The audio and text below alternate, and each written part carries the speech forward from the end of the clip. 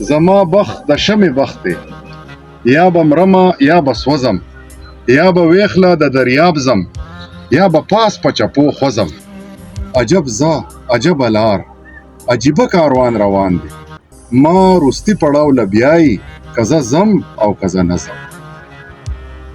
چغې وایي اجل مولا ته اورې که نه اورې، چغې وایي اجل مولا ته اورې که نه اورې، تشه خاوره نه دی غني څنګه به شي خاورې.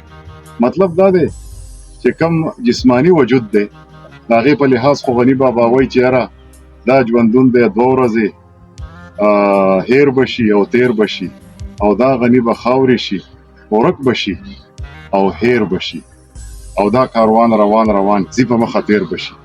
دغه خو د جسمانی وجود خبره ده، خو چې کله د روحاني وجود خبره راشي نو وایي تشه خاوره نه دی غني څنګه به شي خاورې.